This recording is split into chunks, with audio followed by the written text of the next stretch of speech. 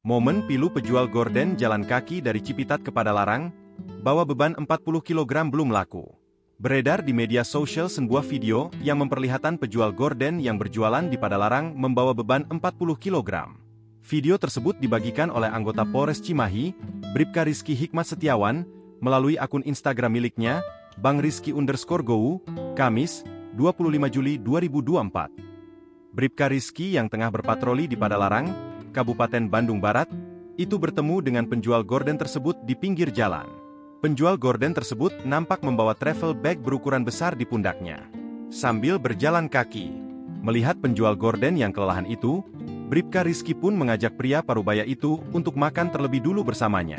Penjual gorden itu pun setuju dan menaruh tas jualannya di kursi belakang. Selama dalam perjalanan di dalam mobil patroli, penjual gorden itu banyak bercerita.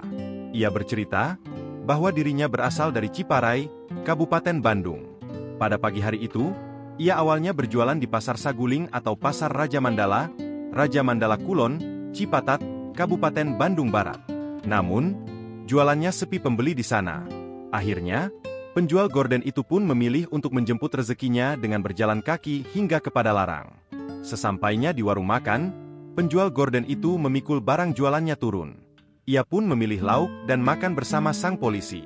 Saat ditanya apakah jualannya sudah ada yang membeli, penjual gorden itu mengaku belum ada pembeli dalam kurun waktu 2 hari terakhir. Lebih lanjut, pria parubaya itu bercerita bahwa di Ciparai, ia tinggal bersama istri dan 4 anaknya. Bribka Rizky pun memberikan semangat kepada penjual gorden itu dalam usaha mencari rezeki. Kemudian, Bribka Rizky juga memberikan sejumlah uang tunai untuk penjual gorden itu. Penjual gorden itu nampak terharu ketika dirinya menerima uang tersebut. Selain uang tunai, Bribka Rizky juga membagikan sembako berisi berbagai macam kebutuhan seperti beras hingga kue dalam satu kantong plastik.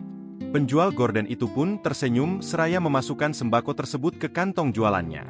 Setelah itu, Bribka Rizky dan penjual gorden itu kembali berpisah jalan.